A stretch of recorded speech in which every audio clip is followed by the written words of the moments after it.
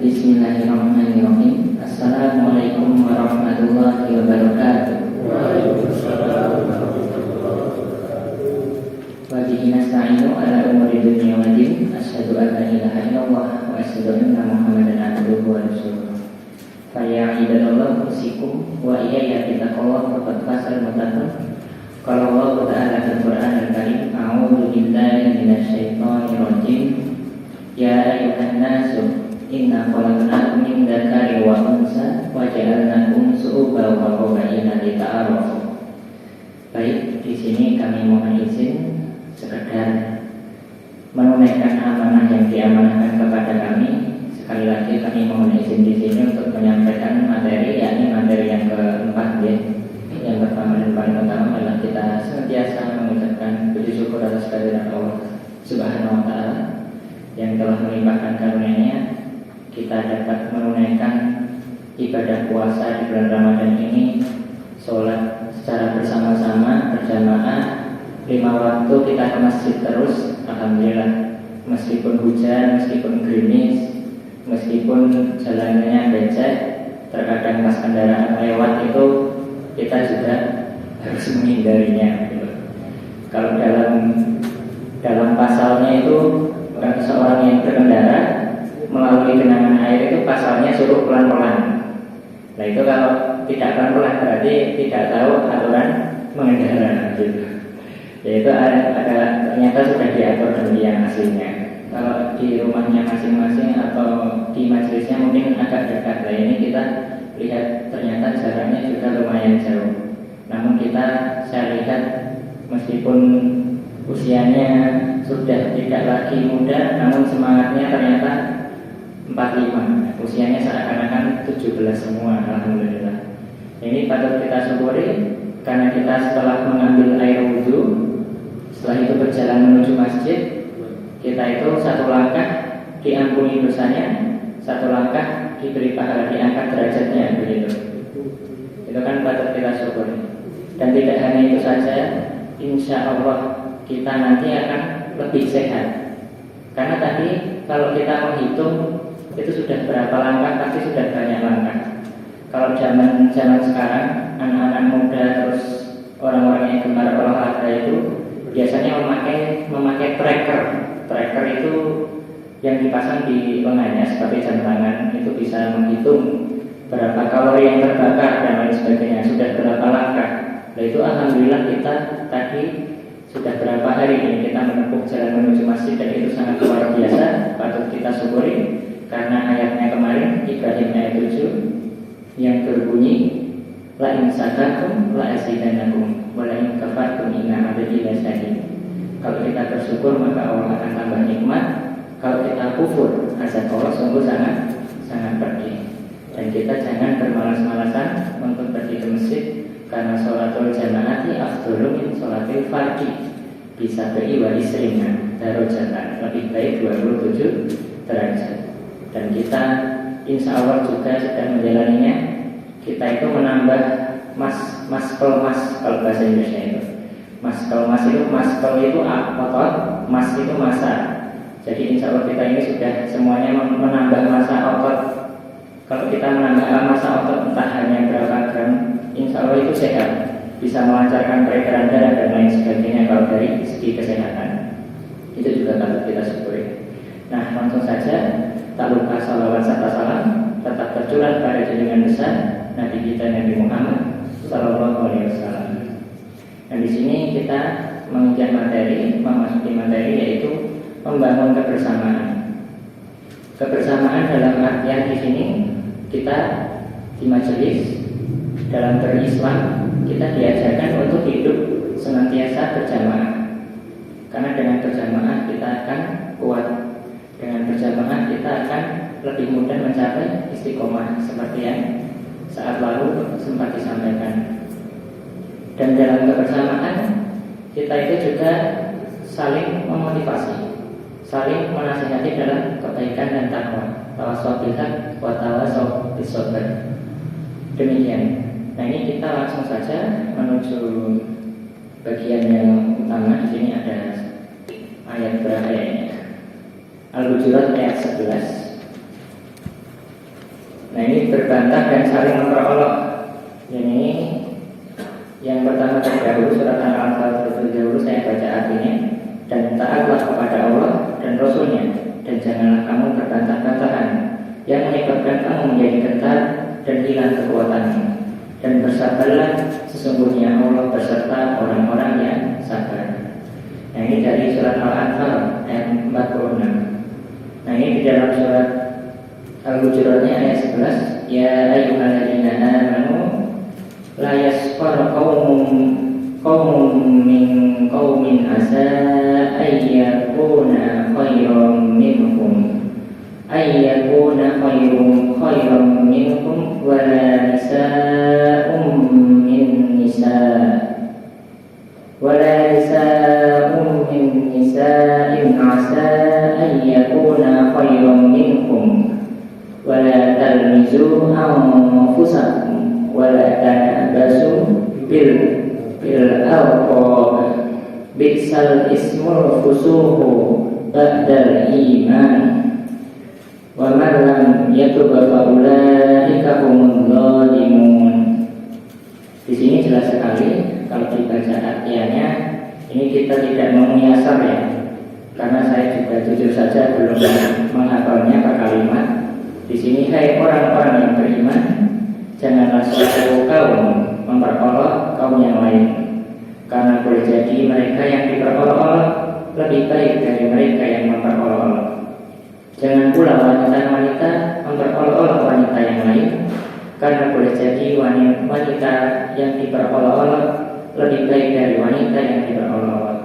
Dan janganlah kamu mencela dirimu sendiri, dan janganlah kamu memanggil dengan gelar-gelar yang buruk, seburuk-buruk panggilan fisik kepada orang-orang yang sudah beriman. Dan barang siapa yang tidak bertobat, maka mereka itulah orang-orang yang zalim. Nah, jadi kita bahas satu persatu dari yang pertama, surat Al-Anfal ayat 46. Yang istilahnya kita itu jangan berbantah-bantahan, jangan berdebat. Kita itu dalam Islam diajarkan untuk menghindari berbantah-bantahan, berdebat, karena itu bisa menyebabkan hilangnya kekuatanmu. Misalnya, karena kita ada perbedaan, misalnya saya yakinnya begini, terus si fulan yakinnya begitu. Akhirnya ini yang benar begini, yang benar begini. Ayo kamu nggak percaya tanya ustaz dan lain sebagainya, misalnya sore itu. Lepas dijawab oleh ustaz ternyata yang benar si fulan. Nah si A tadi pasti akan ada rasa canggung, rasa kecewa. Terus istilahnya sampai mungkin hubungan persaudaraannya jadi renggang. Itulah dinamakan bisa menghilangkan kekuatan kita. Oleh karena itu di sini kita janganlah berbantah-bantahan, meskipun hanya bercanda, meskipun hanya istilahnya menghindari sekecil apapun. Karena istilahnya nanti kita akan hilang kekuatannya. Setelah itu juga seperti hadis yang kemarin disampaikan, man kana yu'minu billahi wal yaumil akhir, barang siapa beriman dan kepada Allah dan hari akhir, maka yu'minu billahi wal yaumil akhir falyaqul khairan aw liyasmut, hendaklah ia berkata yang baik atau berbaik diam. Nah jadi kalau kita sekiranya perkataannya itu kita hati-hati dalam mengucapkan kata lisan-lisan kita. Karena boleh jadi terkadang itu ada orang itu yang ngomong, mengucap itu seakan-akan biasa, namun ternyata itu menyakiti hati saudaranya. Dan saudaranya yang sakit itu ya tidak menyatakan bahwasanya dia kecewa dengan kata-kata saudaranya, tidak akan, biasanya memendam, setelah itu menahan. Dan akhirnya meskipun sakit hati, dia pura-pura ya tetap it's okay gitu, ini tidak apa-apa, padahal dia aslinya sakit hati. Oleh karena itu di sini yang tahu kita sendiri dan yang tahu Allah. Kalau ternyata lisan kita itu juga perlu berhati-hati. Sebagaimana Rasulullah mengajarkan, kalau kita tawasau bil haq kepada saudara kita, itu diusahakan jangan di muka umum. Jadi kalau kita melihat saudara kita tidak benar atau melakukan suatu hal yang menyelewengkan jauh dari agama, nah kita nasihati di muka umum, di depan teman-teman yang lain. Nah itu tidak baik. Kenapa? Itu tadi bisa merendahkan kehormatannya.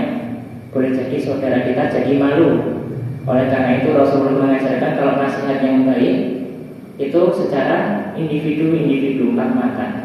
Jadi misalnya si fulan melakukan kesalahan tapi dia merasa tidak salah, ya kita panggil, yuk makan bareng yuk, begitu misalnya.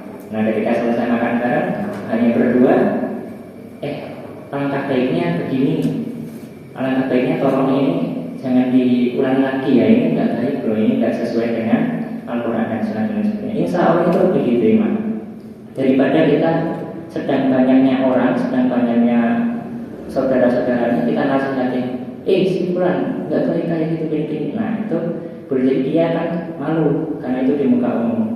Misalnya seperti halnya menagih hutang, kan yang namanya menagih hutang itu kan aslinya ya boleh-boleh saja begitu ya.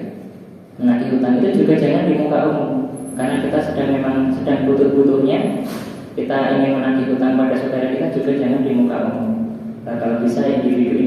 Kenapa? Nanti bisa juga berdampak pada kehormatan saudara kita. Sedangkan hadisnya kemarin haram darahnya, haram kehormatannya dan lain sebagainya seperti itu. Nah ini tapi biasanya di antara kita itu banyak salah menggunakan dalilnya begitu ya. Si yang punya hutang itu malah memakai dalil yang istilahnya kalau saudaranya punya hutang kalau bisa diringankan begitu. Nah yang menagih malah memakai dalil yang istilahnya kalau sudah punya uang harusnya alangkah baiknya dibayarkan begitu. Nah ini saling menyerang menggunakan hadis. Apakah salah? Sebenarnya tidak salah. Namun dengan cara asalkan tidak membuat saudara kita malu, asalkan tidak membuat saudara kita jatuh kehormatannya, insya Allah tidak apa-apa. Nah setelah itu di poin yang kedua, yaitu berprasangka, menggunjing, ghibah, meneki, membenci dan membelakangi. Nah ini mohon izin ya, kami sebenarnya kalau menyampaikan sebuah materi dengan membaca itu kurang begitu bisa. Istilahnya weakness atau kelemahan kami itu justru malah ketika menyampaikan sebuah materi membaca itu lemah sekali gitu. Jadi mungkin saya mohon izin menutup sebentar gitu. Ini poinnya mungkin ada sedikit menggunakan hafalan saja begitu. Nah di sini di poin yang kedua ini kita dilarang berprasangka, menggunjing, ghibah, meneki, membenci dan membelakangi. Di sini saya mengingat hadis, ada hadis dari Rasulullah yang berbunyi, iyyakum wadonna fa inna donna akdzabul hadisi wala tahasasu wala tajassasu wala tanafasu wala tadabaru wa kunu ibadallahi ikhwana, yang artinya iyyakum wadonna fa inna donna akdzabul hadisi, jauhilah kebanyakan prasangka karena prasangka itu sedusta-dusta perkataan hati. Wala tahasasu, jangan kita mencuri-curi dengar. Maksudnya mencuri dengar itu menguping. Di dalam Islam dilarang hukumnya menguping. Ini yang menyampaikan Rasulullah. Harusnya kita juga meyakini sepenuh hati, berarti kita jangan sampai menguping. Menguping itu seperti apa? Misalnya ada percakapan saudara kita dengan saudara kita yang harusnya dirahasiakan, kita menguping. Kita yang mendengar. Boleh jadi karena mendengarnya secara menguping itu sampai pada kita itu tidak secara utuh atau tidak secara penuh. Akhirnya boleh jadi timbul salah paham. Akhirnya ternyata bahasa Jawanya ngerasanya aku yang enggak benar misalnya seperti itu. Padahal tidak gitu. Padahal sedang membicarakan kebaikannya untuk dijadikan motivasi gitu. Tapi salah paham kembali. Nah ini sangat indah sekali Islam mengajarkan tidak boleh menguping tahasasu. Misalnya ada juga seorang pengurus. Nah kita sebagai anggota, misalnya anggota yang istilahnya murid di cabang kita, nah, pengurus menyampaikan suatu hal yang rahasia dan di ruang rahasia. Nah kita penasaran, kita menguping itu tidak boleh juga. Nanti kita bisa salah paham, bisa salah mengerti, atau bahkan kita malah menyampaikan ke orang lain hal yang harusnya dirahasiakan. Nah itu kan bahaya. Nah jadi di sini tidak boleh tahasasu tidak boleh nguping. Setelah itu kelanjutannya wala tajassasu. Nah ini tajassasu artinya tidak boleh kita itu mencari kesalahan saudaranya sendiri. Tidak boleh mencari kesalahan orang lain. Mencari-cari kesalahan, tajassus itu tidak diperbolehkan. Kenapa? Dengan itu mungkin kita akan timbul lagi sifat yang namanya dengki. Setelah itu iri hati. Nah kemarin kan iri ada yang diperbolehkan. Kalau irinya dalam kebaikan boleh. Nah kalau irinya ingin supaya kebahagiaan saudaranya itu hilang dan kita yang bahagia, nah itu baru yang tidak dibenarkan. Wala tajassasu, jangan kita mencari-cari kesalahan orang lain. Kenapa? Karena manusia itu sejatinya tiada yang sempurna. Apabila kita cari kesalahannya, jelas tentu ada. Bahkan saya pribadi ini, apabila aib saya dibuka oleh Allah, pasti tidak ada yang mau mendengarkan saya begitu. Karena pasti ada banyak kekurangan. Semua orang juga punya kekurangan. Karena itu hadisnya juga man satara musliman satarahullahu fid dunya wal akhirah. Barang siapa menutupi aib saudaranya, maka Allah akan menutup aibnya baik di dunia maupun di akhirat. Nah ini kita wala tajassasu, nggak boleh mencari-cari kesalahan orang lain. Kalau dalam pelajaran bahasa Indonesia ada sebuah peribahasa, kuman di seberang lautan nampak, namun gajah di depan pelupuk mata nggak nampak begitu. Itu kan peribahasa yang bagus. Kalau bahasa Arabnya maqalah ya. Itu peribahasa yang sangat bagus. Jadi kesalahan diri kita sendiri ya sebesar gajah itu nggak nampak. Namun kesalahan orang lain itu kecil padahal, hanya sepele itu nampak besar bagi kita. Wah kecil, sepele tapi ayo dilaporkan ke pengurus ya. Ayo dilaporkan ke ketua cabang. Itu nggak baik sekali. Cepu ya kalau istilahnya anak muda zaman sekarang itu cepu, dikit-dikit dilaporin, dikit-dikit dilaporkan. Itu merusak kebersamaan. Jadi kalau kita tahu saudara kita salah, itu harusnya lingkup terdekat dulu, saudaranya, teman dekatnya terdahulu yang mengingatkan. Apabila tidak bisa mengingatkan dengan tangannya, mencegah dengan tangan, kita dengan lisan, dengan menasihati. Apabila tidak dengan menasihati, selamatkanlah iman dengan doa. Nah ketika didoakan itu baru boleh meminta bantuan yang lain. Misalnya dipertemukan di kelompok, selesaikan bareng-bareng. Itu bagus daripada dikit-dikit ada saudaranya yang salah langsung dilaporkan ke pengurus atau ketua cabang. Tidak baik. Itu termasuk tajassus dan itu larangan Allah Subhanahu wa taala yang disampaikan oleh Nabi sallallahu alaihi wasallam. Tajassus. Di sini kita tidak boleh mencari kesalahan orang lain. Karena saya ulangi lagi, kita tidak ada yang sempurna. Pasti tentu manusia ada salah. Bahkan mungkin orang yang kita kagumi, orang yang benar-benar istilahnya kita anggap orang yang luar biasa, pasti tetap punya kesalahan. Bahkan Rasulullah yang maksum ya, bersih dari dosa, itu pun juga pernah lupa, pernah salah.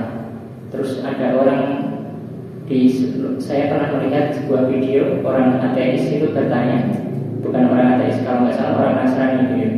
Kenapa Allah itu tidak menunjuk malaikat sebagai suri toladan manusia gitu.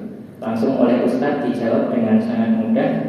Karena malaikat itu meskipun adalah makhluk yang sempurna, yang takwa, nggak punya hawa nafsu, nggak pernah lelah, nggak pernah tidur. Justru kalau Allah tunjuk malaikat sebagai suri toladan, manusia tidak akan dapat mencontohnya. Karena ya malaikat tidak punya hawa nafsu, malaikat tidak pernah lupa. Sedangkan Rasulullah adalah manusia biasa, Rasulullah juga pernah lupa, Rasulullah pernah diingatkan oleh sahabat-sahabatnya dan lain sebagainya.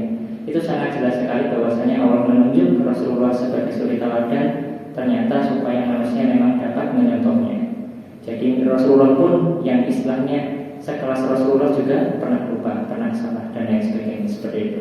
Oleh karena itu di sini jangan sekali-sekali pun terbesit dalam benak kita untuk mencari-cari kesalahan saudara kita. Itu tidak baik, nanti bisa timbul sifat-sifat selanjutnya. Setan mengajak berbuat iri, berbuat dengki. Akhirnya kita nanti mengambil langkah untuk mengambil kebahagiaan atau memusnahkan kebahagiaan saudara kita. Itu nanti kita jatuhnya dosa yang sangat besar. Nah setelah itu wala tahassasu wala tajassasu wala tanafasu. Nah ini wala tanafasu, jangan bersaing yang tidak sehat. Kemarin sudah, tadi nggak apa-apa kita ulang karena ini bagian 2. Pendalaman mungkin dengan lebih versi yang lebih berbeda. Nah di sini wala tanafasu, jangan bersaing yang tidak sehat. Jadi bersaing itu secara sehat. Misalnya banyak di antara kita itu yang masih terbawa suasana orang-orang zaman dahulu. Misalnya puasa ya, ada yang jual takjil, ada Ada yang jualan es begitu ya. Kita jualan es, toko sebelah kita es juga, depan kita es juga. Namun kita perintis, kita yang awal jualan es. Setelah itu melarang yang depan. Enggak, jangan jualan es, nanti aku enggak laku, masa jualan es semua di sini begitu misalnya. Itu salah satu wujud takut bersaing secara sehat. Padahal sudah jelas Ar-Razzaq, yakni Allah yang menjamin rezeki. Dan Allah itu menjamin rezeki sesuai upaya dan usaha masing-masing. Dan dalam ayatnya kemarin ya, itu juga sesuai takwa. Jadi kita kembalikan, kalau kita bersaing secara sehat, kita tidak takut. Misalnya kita buka toko elektronik, kok sampingnya elektronik juga, kita tidak takut. Kita lebih kedepankan, misalnya dari kebersihan, dari pelayanan, dari cara kita melayani dengan santun, dengan lemah lembut, nyaman begitu ya. Terus kita perhatian juga misalnya. Kan misalnya ada jual makanan, ada yang tidak bersih begitu ya, pakai alat-alat agak ngawur istilahnya begitu. Nah itu kan juga membuat customer jadi memilih yang lebih bersih, lebih meyakinkan begitu. Orangnya bersih, orangnya kasihan begitu misalnya. Dan customer juga terkadang melihat dari segi ketakwaan juga. Toko ini tutup ketika waktu sholat begitu misalnya. Sedangkan toko yang lain tidak. Otomatis terkadang orang yang melihat dari segi takwa akan lebih memilih toko yang berani menutup tokonya ketika waktu sholat. Bahkan ada sebuah kisah ya, ada seorang penjual di pinggir jalan, itu padahal barang-barangnya itu di dalam gerobak, meskipun dikunci, setelah itu dia tinggal ke masjid begitu saja, namun ditulis tutup. Ada pelanggan yang ngantri banyak, setelah itu ada yang nanyain kayak tidak terima gitu, ditunggu lama-lama kok sholat begitu. Apa jawab sang penjual tadi? Karena dia melaksanakan sholat sebagai kewajiban yang utama, yakni beribadah kepada Allah. Lalu kalau istilahnya ditanya sama pembelinya, dan nanti kalau barang-barangmu diambil terus uangnya diambil gimana? Itu bukan urusan saya, itu urusan yang ngambil dengan Allah Subhanahu Wa Taala. Masa Allah ini di sini keimanan yang benar-benar istilahnya sungguh-sungguh, mujahadah. Jadi berani meninggalkan warung atau tokonya dan bertawakal. Bertawakal itu kan kemarin ayatnya wa may yatawakkal 'alallahi fa huwa hasbuh. Kalau kita sudah bertawakal maka Allah akan cukupkan. Di dalam surat At-Talaq ayat 3 kemarin. Itu di dalam itu yang dimaksud tawakal itu tidak istilahnya misalnya kita punya toko azan langsung kita tinggal, bukan demikian ya. Jadi yang maksud tawakal itu kita juga ada upaya, ya tokonya ditulisin tutup, kalau tidak ditulisin tutup ya diamankan, entah dikunci, entah dimasukkan uangnya atau disimpan dan lain sebagainya baru ditinggal, atau lebih aman lagi ditutup. Bukan seperti itu, bukan yang dimaksud tawakal itu bukan langsung serta-merta begitu saja menyerahkan pada Allah, nanti yang menjaga Allah begitu. Nanti yang maling ya biarin itu urusan dia dengan Allah, tidak demikian. Jadi kita berupaya dulu. Nanti terserah lanjutannya kita serahkan bertawakal kepada Allah. Demikian.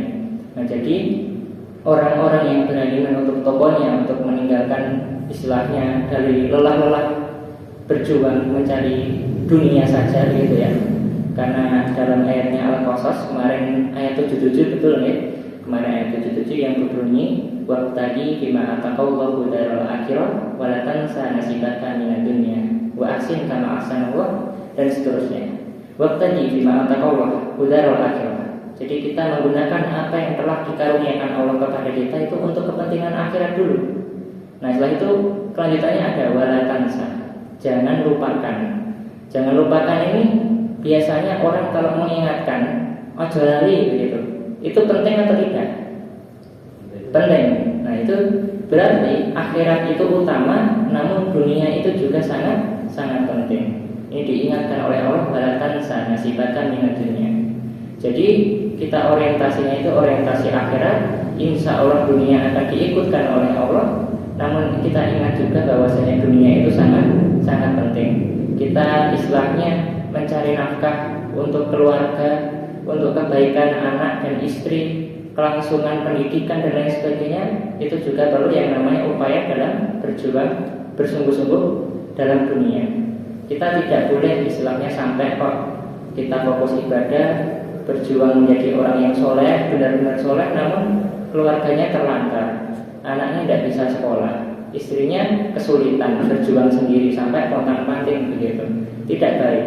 Di dalam Islam begitu indah mengajarkan namanya tawazun. Tawazun itu keseimbangan. Kalau kita akhirat semangat, tentunya dunia juga harus diupayakan dengan semangat. Kalau akhirat mengejarnya kita dengan cinta, ya dunia kita kejar juga dengan cinta begitu.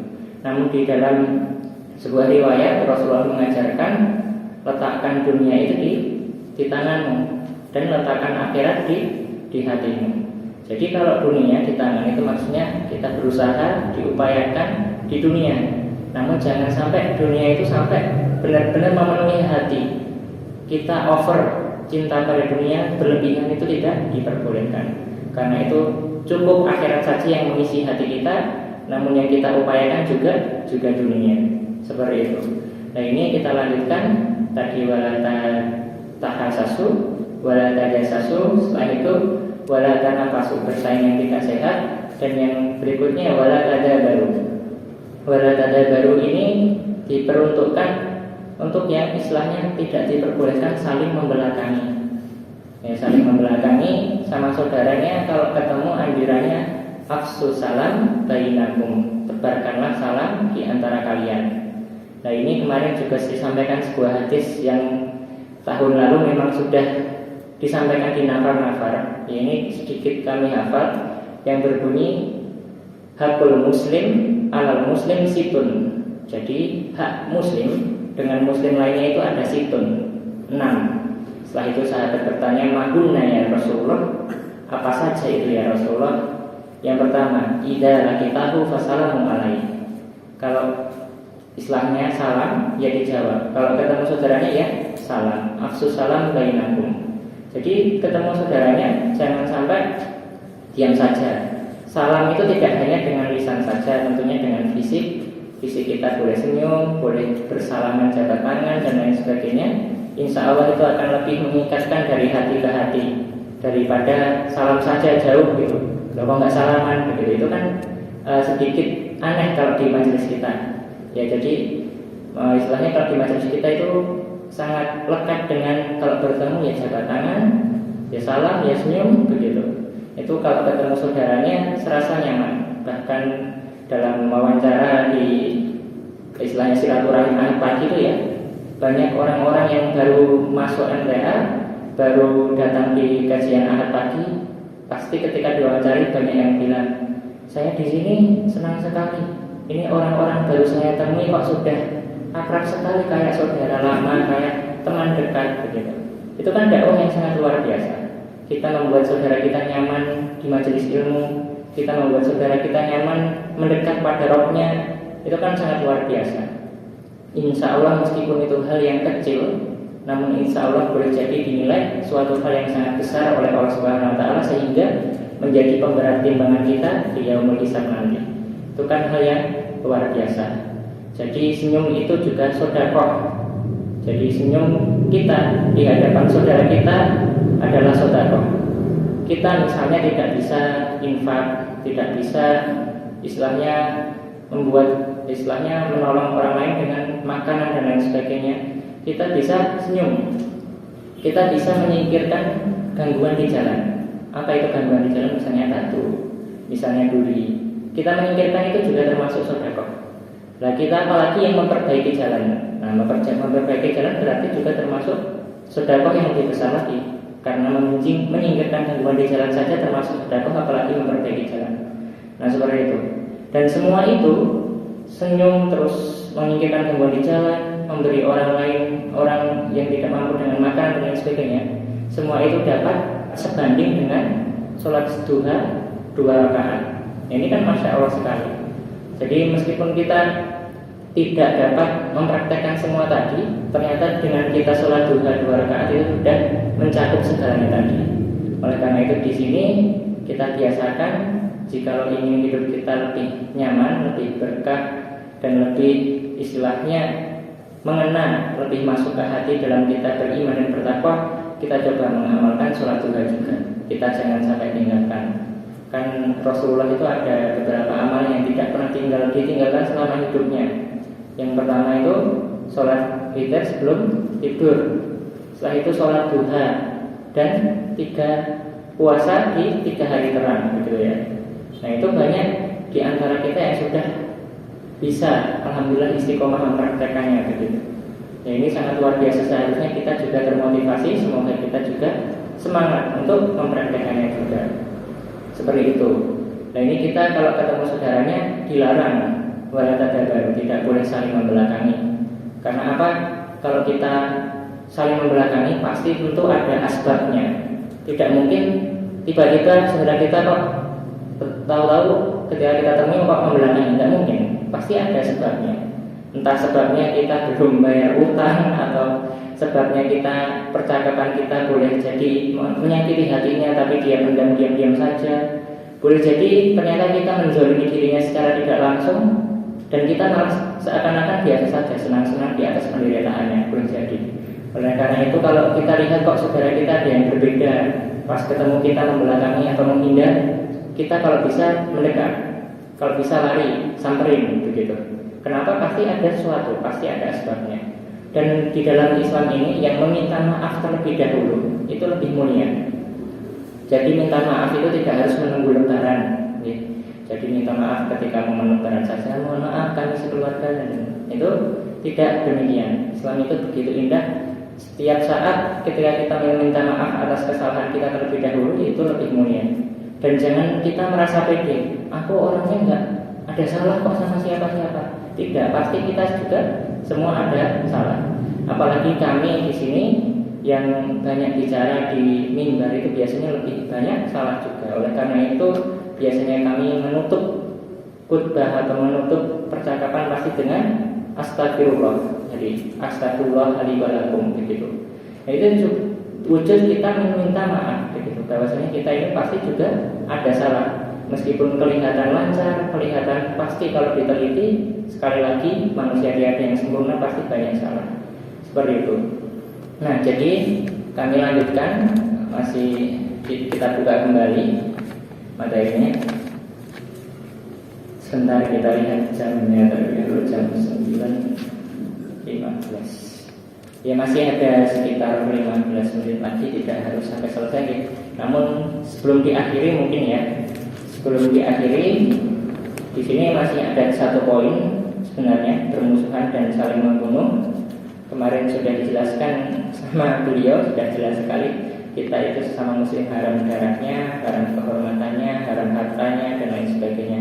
Kalau sampai muslim satu dengan muslim yang lainnya kok saling berhadapan-hadapan, konflik, bunuh-membunuh, yang terbunuh maupun yang dibunuh masuk neraka semuanya. Karena sudah hilang rasa kebersamaan, rasa mencintai saudaranya sudah tiada. Tandanya dia sudah mengabaikan iman yang ada, yang tertancap dalam hatinya itu sudah diabaikan. Kalau sampai bisa membenci saudaranya, apalagi sampai mengangkat senjata, itu kan udah istilahnya full di dalam dirinya itu hanya mengikuti syaitan saja, tidak mengingat hatinya ini adalah iman. Ada iman di dalam hatinya, tidak mengingat itu saudaranya yang al-muslimu akhul muslim, yang tidak dikatakan la yu'minu ahadukum hatta yuhibba li akhihi ma yuhibbu li nafsihi. Tidak dikatakan beriman kalau belum mencintai saudaranya seperti mencintai dirinya sendiri, kok malah mau mengangkat senjata. Itu kan jelas-jelas sudah merupakan iman yang tertanda pada dirinya. Jadi wajar saja kalau orang yang seperti itu tempatnya ialah di neraka. Oleh karena itu kalau kita senantiasa menjaga diri kita, tidak tajasus, tidak tahasus, begitu ya, dan kita menjaga hati kita dari sifat dengki, iri dan lain sebagainya, insya Allah kita tidak akan termasuk orang-orang yang berani demikian. Bahkan di majelis kita terkenal ketika di demo, di istilahnya dizolimi oleh masyarakat, bahkan kita dikenal tidak melawan, tidak balik melawan, diam, terkenal dengan diam, tidak membalas, begitu. Nanti biar pihak-pihak berwajib yang menyelesaikannya, begitu. Itu kan indah sekali ajarannya, biasa kita terapkan di majelis. Nah itu kebersamaan. Ternyata di dalam majelis kita memikirkan kebersamaan itu tidak hanya lingkup internal majelis saja, ternyata juga sampai ke masyarakat luas, begitu. Itu kan indah sekali. Nah ini materi kebersamaan mungkin cukup sampai di sini sebelum benar-benar diakhiri. Kalau ada yang ingin ditanyakan, kami persilahkan, karena seperti pelajaran yang kami terima bahwasanya waktu ini kalau kami habiskan sendiri, kami takutnya menjadi orang yang zalim. Karena harusnya ada waktu untuk audiens semuanya. Nah ini silahkan dipersilahkan jika ada tanya jawab. Masih banyak sekitar 10 menit lebih. Keluar dari ini bisa. Iya boleh. Saya tanya. Kalau sholat sekarang tarawih sudah sholat witir.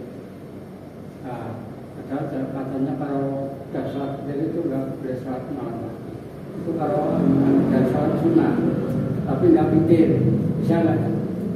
Sudah sholat tarawih, sholat witir. Dan sahur itu masih ada waktu sholat sunnah lagi di sana. Tapi nggak witir. Ya, baik. Misalnya ketika kita terbiasa sholat witir, biasanya memang kita akan terbangun di waktu-waktu yang biasa kita bangun gitu. Nah, bisakah kita sholat sunnah tarawihnya saja sampai yang 8 itu ya, 22 sampai yang 8, 3-nya disimpan nanti malam. Boleh atau tidak? Insya Allah boleh, karena witir itu satu malam hanya satu kali. Kalau kita sudah tarawih bersama witirnya, nanti satu malam itu kita melakukan lagi tidak ada witir lagi namanya ya. Jadi kalau disimpan karena istilahnya mungkin menjaga keterbiasaan ya. Karena biasa bangun sudah terbiasa, kalau nggak bangun malah kurang nyaman, ya itu nggak apa-apa. Beda lagi kalau nanti malam nggak yakin bangun, nggak yakin bisa, nah itu jangan. Alangkah baiknya ini sekedar skala prioritas. Kalau kita alasannya menyimpan witir kita di malam hari karena dasar menjaga kebiasaan, karena jujur saja kalau kebiasaan itu tidak kita lakukan lagi, boleh jadi lama-lama akan sulit, lama-lama akan hilang. Kalau pisau itu sering dipakai tapi nggak pernah diasah, lama-lama juga akan tumpul. The power of habit, kekuatan dari kebiasaan. Karena dari kebiasaan itu jadi mudah. Karena orang itu sudah biasa melakukan hal yang demikian. Kalau alasannya itu insya Allah nggak apa-apa, witirnya disimpan nanti malam karena yakin bangun. Karena justru kalau nggak witir, nggak sholat tahajud merasa kurang nyaman, boleh jadi tidurnya nggak nyenyak, nah itu boleh. Namun kalau bagi anak-anak muda seperti saya yang misalnya nanti malam yakin bangun nggak ya gitu misalnya, nah itu kalau boleh seperti itu, alangkah baiknya kita ikut yang jamaah tarawih. Karena jamaah tarawih itu apalagi dalam kebersamaan seperti itu. Nah mungkin itu sudah jelas atau ada yang ditanyakan kembali? Jadi boleh. Boleh. Tapi nggak witir lagi. Maksudnya bukan witir, yang dikerjakan di sholat sunnah yang 2 rakaat atau 4 rakaat. Oh iya berarti belum witir kan? Nggak witir. Tadi kan sudah, tadi sudah, tapi kan sudah sering kayak melakukan tadi di masjid itu sudah witir, tapi ketika akan sahur sampai setengah 3 atau 3 sunnah lagi. Sholat sunnah. Bukan witir, sholat sunnah 4 rakaat atau 2 salat bisa. Yes. Sering begitu kami lakukan begitu. Yes, Saged. Sholat mutlak ya, pokoknya ada kesempatan sholat. Oh. Setiap saat sholat mutlak. Iya, iya. Oh berarti malah sholat sunnahnya ketika bangun begitu. Ya, karena witirnya sudah. Witirnya sudah. Mana? Tarawihnya sudah, witirnya sudah, tapi kan biasa malamnya setengah 3 untuk sholat kan ya. Iya. Mohon maaf kami ternyata salah paham. Mungkin ada yang ditanyakan lagi. Ini sudah masukan Iya. masalah jauh dan tidaknya berjalan ke masjid. Kemarin Bapak dari Supardi menghitung dari masjid sampai sini berapa menit di sini Pak. Hitung kira langkah Pak. Pas Salah Bos. Gimana Bos? Masya Allah. Sehat. Insya Allah sampai rumah nanti keluarganya pangling apa jadi kesini. Terus jadi apa-apa mau sehat. Alhamdulillah ya, patut kita syukuri, ternyata ada hikmahnya, masjidnya agak jauh. Mungkin ada yang disampaikan lagi sebelum benar-benar diakhiri.